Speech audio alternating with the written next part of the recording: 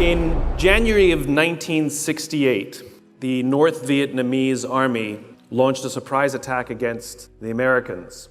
This was the Tet Offensive. Tet is the celebration of the Lunar New Year, and there was a tradition in Vietnam that had gone on for decades that there was never any fighting on Tet. And yet in 1968, the North Vietnamese generals decided to break with tradition with the hope that they could surprise the Americans, overwhelm them with force, and bring a swift end to the Vietnam War. They attacked over 125 targets across the country with over 85,000 troops. Now here's the amazing thing. The United States actually repelled every single attack, every single one. And at the end of most of the major fighting, which was after about a week, the United States had lost fewer than 1,000 troops. The North Vietnamese lost 35,000 of the 85,000 troops. And if we look at the Vietnam War as a whole, we see that America lost 58,000 men, and North Vietnam lost over 3 million people. And a close examination also reveals that America actually won nearly every major battle it fought. So it raises a very interesting question. How do you win all the battles, decimate your enemy, and lose the war? It raises new questions about how we understand the concept of winning and losing. James Carsey, a theologian from NYU, wrote a little book called Finite and Infinite Games, in which he talks about games and how we play them. Basically, if you have at least two competitors, you have a game. And there are two types of games. There are finite games and there are infinite games. Finite games are defined as known players, fixed rules, and an agreed upon objective, like football. We all agree what the rules are, we all agree whoever has more points at the end of the game is the winner, the game concludes and we all go home. Then you have an infinite game. An infinite game is defined as known and unknown players. The rules are changeable, and the objective is to perpetuate the game, to keep the game in play. When you put a finite player versus a finite player, the system is stable. Football is stable. When you pit an infinite player versus an infinite player, the system is also stable. The Cold War was stable because we cannot have a winner or a loser, and so we both keep playing until one of the players runs out of the will or the resources to keep playing, and then they drop out of the game. Problems arise, however, when you pit a finite player versus an infinite player, because a finite player is playing to win, and an infinite player is playing to keep playing, and they make very different strategic choices. And invariably what happens is the finite player finds themselves in quagmire. They find themselves frustrated and running through the will and resources required for them to stay in the game. And this is what happened to America in Vietnam. America was fighting to win, and the North Vietnamese were fighting for their lives. A very different set of strategic choices were made. And it's not so much that America lost, it's that they ran out of the will or the resources to continue to stay in the game, and so they dropped out. So this gets me thinking. There's no such thing as winning global politics. There's no such thing as winning governance. And there's definitely no such thing as winning business. But when we listen to the language of too many leaders, they don't know the game we're in. They talk about being number one, or being the best, or beating their competition.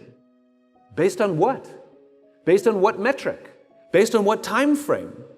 These are infinite games. And when we play with a finite mindset in an infinite game, there's a few very predictable things that happen. Trust declines, cooperation declines, innovation declines, and eventually we run out of the will or the resources to play, and in business we call this bankruptcy or merger and acquisition. So I had a real-life experience that helped me see the difference between a finite player and an infinite player. I spoke at an education summit for Apple. I also spoke at an education summit for Microsoft. At the Microsoft summit, I would say 70 to 80% of the executives spent the majority of their presentations talking about how to beat Apple. At the Apple Summit, 100% of the executives spent 100% of their presentations talking about how to help teachers teach and how to help students learn. One was obsessed with where they were going, one was obsessed with the vision, the other one was obsessed with beating their competition. Guess which one was in quagmire? Guess which one was wasting will and resources? So at the end of my talk at Microsoft, they gave me a gift. They gave me the new Zune when it was a thing. The Zune was Microsoft's response to the iPod. And this little piece of technology was absolutely spectacular. It was brilliant. It was beautifully designed. It was elegant. It worked flawlessly. The user interface was intuitive. So at the end of my Apple talk, I'm sharing a taxi with a senior Apple executive, employee number 54 to be specific. And I couldn't help myself. I had to stir the pot. And I turned to him and I said, you know, Microsoft gave me their new Zune. It is so much better than your iPod Touch. To which he responded, I have no doubt. And the conversation was over. Because the infinite player understands sometimes you have the better product and sometimes they have the better product. And sometimes you're ahead and sometimes you're behind. And the goal is not to win, the goal is to outlast. And the only true competitor in the infinite game is ourselves. The goal is to make our systems better this year than they were last year, to make our governance better this year than it was last year, to make our culture stronger this year than it was last year, to make the quality of our relationships and the level of trust better than it was last year. That's the goal of the infinite player, to outdo themselves. So this all raises a very interesting question. If too many leaders are leading with a finite mindset, and the reality is so many of these games that we're actually playing in are infinite games, that means we have to learn how to change the way we lead to lead for the game we're actually in. So I've boiled it down to 5 things of how to lead in the infinite game. We need to have a just cause. We need to have trusting teams. We need to have a worthy rival. We need to have a capacity for existential flexibility. And we need to have the courage to lead. Just cause. A just cause is a cause so just, we would be willing to sacrifice our interests in order to advance that cause. That could mean taking a job for less money because I believe in what we're doing here. It happens very often that we're doing something we believe in and someone wants to bring us to their company and they think that simply by showering us with money we'll leave. But when we believe desperately in the work that we're doing, we easily turn down the better salary. That's a sacrifice in order to be a part of something we believe in. Maybe working late hours or frequent business trips, being away from our families. We don't like these things, but for some reason, it feels worth it. It feels worth the sacrifice to be a part of something larger than ourselves. And every leader with the capacity to lead for the infinite game offers their people a sense of just cause. Steve Jobs famously believed that the individual should stand up to Big Brother. It wasn't about computers per se, it wasn't about design, but he saw the computer as the perfect tool to empower individuals to stand up to the status quo. He imagined a world in which one day, one person with a computer could compete against a corporation. Well, that's the world we live in today. This is what his just cause was. And all the people who believed in that kind of individual power were drawn to Apple. They wanted to work there and they wanted to buy from Apple. It's not an accident that creative people and young people were so drawn to the brand. They like the idea of standing up to Big Brother, standing up to the status quo. We must give our people a sense of just cause, a cause so just they would be willing to sacrifice in order to advance that infinite ideal, a vision of the world that does not yet exist. Number 2, we have to have trusting teams. I was on a business trip in Las Vegas, and they put me up at the Four Seasons, beautiful hotel. And one of the reasons it's a beautiful hotel is not simply because of the fancy bed. Any hotel can buy a fancy bed. It's because of the people who work there. That when they say hello to you, you get the distinct sense that they wanted to say hello, not that they were told to say hello. We're highly attuned social animals. We can tell the difference. They happened to have a coffee bar in the lobby. And so one afternoon, I went to buy myself a cup of coffee, and the barista working that day was a young man named Noah.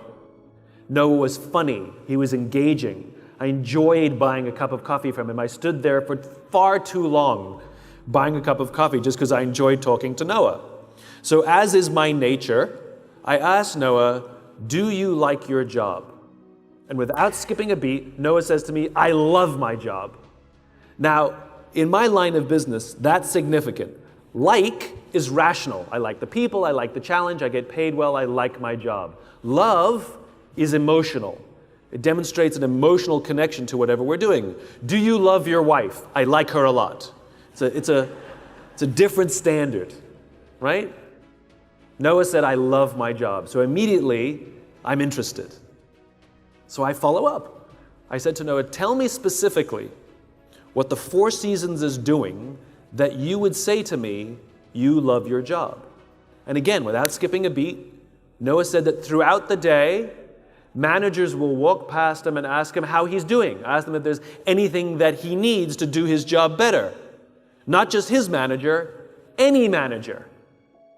And then he said, "I also work for a different hotel. And there, the managers walk past me and catch me if I'm doing something wrong. There, they're always overbearing and trying to make sure that I make my numbers." He says, "There, I just like to get through the day, keep my head below the radar, and just collect my paycheck." He said, "Only at the Four Seasons do I feel I can be myself." This is the exact same human being, and yet the level of performance will be completely different, not because of him, but because of the leadership environment in which he's working. I get this question all the time. "Simon, how do we get the most out of our people?" They're not a towel that we wring them to see how much we can get out of them. The question is flawed. The correct question is, what environment do I have to create? What do I have to do to help my people work at their natural best? That's called leadership. And when we can create a trusting team, teams in which people feel trusted and trusting, what will happen is it makes them feel safe enough to raise their hand and say, "I made a mistake," or "I'm having trouble at home and it's affecting my work," or "You promoted me to a position that I don't know what I'm doing and I need more training," or "I need help," or "I'm scared." If we do not have trusting teams, what we have is a group of people who show up to work every single day, lying, hiding, and faking. They hide all of the mistakes for fear of getting in trouble. They won't admit that they don't know what they're doing for fear that they'll be humiliated. They're certainly not going to say that they're scared or that they need help for fear that it will somehow reduce their value inside the organization. And eventually, things will compound and break. We've seen what happens.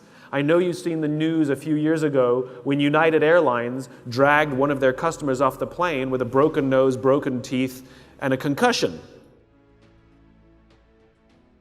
I feel sorry for every person who works on that plane. I feel sorry for the crew because every single one of them knew that that was the wrong thing to do, and yet none of them intervened because they feared getting in trouble or breaking the rules more than doing the right thing. This was not an anomaly. This did not happen overnight. It was not that crew. It was the culture in which that crew works. I had an experience many years before that started to show the evidence. I was waiting to board a United Airlines plane on a business trip, and I witnessed a scene play out in front of me where one of the passengers attempted to board the plane before their group number was called, which, as we all know, is a serious crime. And that's exactly how the gate agent treated him. Step aside, sir. I haven't called your group yet. Please step aside and wait till I call your group, is how she talked to a paying customer. So I spoke up. I said, why do you have to talk to us that way? Why can't you talk to us like we're human beings? And she looked me in the eye and said, sir, if I don't follow the rules, I could get in trouble or lose my job. All she revealed to me is that she was more concerned about herself than she was about her customer, is that her leaders don't trust her to do the job for which she's been trained to do. She has no agency or control over the job that she does. And guess who suffers? Customer and company. The reason we like flying Virgin Atlantic or Southwest Airlines or Emirates or any of these other airlines is not because they have some magical formula to hire the best people. It's but the people who work there feel like they have agency, that they have the power to do their job the way they've been trained to do it and make the right decisions. And guess who benefits? Customer and company. To keep playing in the infinite game, we have to have an environment in which people feel trusted and trusting. They feel that we trust them and they trust us back. That is the responsibility of leaders. Leadership is not about being in charge. It's about taking care of those in our charge and creating a place in which they can work at their natural best, and they will offer us their best ideas, they will take risks, they will solve problems, they will work together. It's a magical thing. Number 3, you have to have a worthy rival. There's somebody else who does what I do. He writes books, he gives talks, his work is extremely well respected. I'm a big fan of his work. I also happen to hate him. It's nothing personal, he never did anything bad to me. It's just how I feel. I hate him. And I will check my book rankings on the internet, and then I'll immediately check his book sales. And if mine are ahead, I feel smug. And if his are ahead, I feel angry. So one day we were invited to speak on the same stage together. And I don't mean him in the morning and me in the afternoon. I mean actually together. We would be interviewed on the stage together. And the interviewer thought it would be fun if we introduce each other. So I went first. And I looked at him and I said, "You make me very insecure. All of your strengths are all of my weaknesses. And when your name comes up, it makes me uncomfortable." And he turns to me and he said, "Funny. I feel the same about you." The reason I hated him was nothing personal. It's because he reminded me of my weaknesses. And it was easier for me to take that energy and put it against him and be competitive than it was to take a hard look at myself and see where I can improve.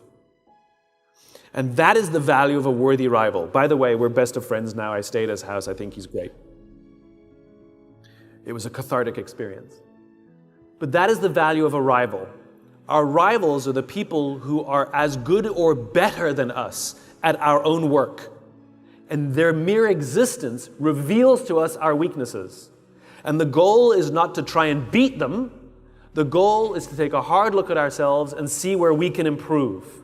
Competition is about winning, but rivalry is about advancing. If we have a competitive attitude, then all we want to do is win the game, which means it's like two runners, and one will trip the other one in order to win. Yes, they will win the race, but they're still a slow runner. It's better to lose the race today and become stronger and stronger and stronger and stronger and wish them the best of luck. And your rivalries can change depending on how well you do. In the early days, IBM was Apple's worthy rival, rather. Apple were the pirates and IBM represented the Navy. And then IBM fell out of the game. And then it was Microsoft that represented the Navy. I'm a Mac, I'm a PC. And then Microsoft fell out of the game. And now it's Google and Facebook that represent the thing that they stand apart from, that helps us understand our own identity. Who are your worthy rivals? They can be individuals, they can be organizations, they can be nation states, people we admire and push us to be better versions of ourselves. Next, you have to have the capacity for existential flexibility. What does that mean? So, Apple had already come off the success of the Apple I and the Apple II. It's already a huge company, it's already very famous and successful, and they're working on their next big project. And then, coincidentally, at that time, around 1981, Steve Jobs and some of his senior executives went on a tour of Xerox PARC. And there, Xerox showed them an innovation that they had come up with called the graphic user interface. And it would allow us to use a mouse to control the cursor on the screen to click on folders and move them around to use the computer. Prior to that, you had to know a computer language, like DOS. And remember Steve Jobs' vision. Remember his just cause, which is to empower the individual to stand up to the status quo. And when he saw this amazing innovation called the graphic user interface, he immediately saw that this was a way more powerful way to get more people to use a computer, because it was so much simpler and easier to use. So as they're leaving Xerox, he says to his people, we have to invest in this. And his people say, we can't. One of the voices of reason said, Steve, we can't. We've already invested countless man hours and millions of dollars in an entirely different strategic direction. If we reinvest in the graphic user interface, we will blow up our own company. To which Jobs actually said, better we should blow it up than someone else. That decision was the Macintosh. A computer platform so profound that the entire software of Windows is designed to work like a Macintosh. It literally changed the world, and the reason we all have a computer at home and at work is because they're so easy to use. That's existential flexibility. It's the ability to make a profoundly different strategic shift because we find a better way to advance our cause. And even if we have invested in one direction, this is better. And for the person who makes the existential flex, to the outside world, it'll look like you're crazy. Why would you abandon something that's working? But to the person who makes the existential flex, because they're so driven by cause, they perceive the risk as staying in the path that they're on. That it is a much smaller risk. It's the obvious thing that they have to do to adjust. Kodak did the opposite. George Eastman, the founder of Kodak, had a just cause about democratizing photography, and everything the company did was about making photography simpler and simpler and simpler. And in 1975, the company invented the digital camera, and they suppressed the technology for fear that it would cannibalize film sales. They knew that they had about 10 years before someone else would figure it out, and over the course of those 10 years, they did nothing. And sure enough, more companies started to introduce digital technology. In fact, Kodak made billions of dollars from the royalties they got from their patents for the digital technology, and when those patents ran out, they went bankrupt. Because if you're not willing to blow up your own company, the market will blow it up for you. Existential flexibility is the capacity to make a significant strategic shift because you find a better way to advance your cause. And only infinite players have that capacity, which means everybody else runs out of time and money. Finally, you have to have the courage to lead. Everything that I've told you today is unbelievably difficult. To be cause-driven in a world where all of the pressures on us are short-term is incredibly difficult. For those of you who work in government, you're not as used to being short-term oriented. It's more long-term oriented, and it is about serving the greater good. But for business, all the pressures from Wall Street, all the incentive structures are all about near-term, near-term, near-term. And I would contend that one of the reasons government and business sometimes struggle to actually work well together is because one is thinking extremely long-term and thinking about the greater good, and the other is thinking extremely short-term and thinking what's good for me. And the problem is those are different attitudes of working together. And in my experience, government keeps looking to business to learn how to do things, and I would challenge businesses to start looking at government to learn how to do things. That maybe a long-term mindset and thinking about how we devote our lives to a life of service, which can still be extremely profitable. The most infinite organizations are some of the most profitable. Apple, Southwest Airlines, Patagonia, Virgin. These are incredibly infinite thinkers, and they're some of the most profitable companies in their industries because of their cause, because of their teams, because of their ability to innovate. This takes tremendous courage to lead in a way in which the vast majority of people are leading in a different way. It's about challenging conventional mindsets about leadership, which all raises the final question. What does it mean to live an infinite life? Clearly, our lives are finite. We're born, we die. But life is infinite. We come, we go, and the game continues with us or without us, which means every single one of us has the choice of how we choose to live our lives, how we choose to lead our organizations. We can lead with a finite mindset, try and make more money than our friends, try and get ahead faster than everybody else, try and achieve more power than anybody else, and when we die, we take none of it with us. But the choice to live an infinite life means we choose to build an organization that will be better off because we work there. We will leave it in better shape than we found it.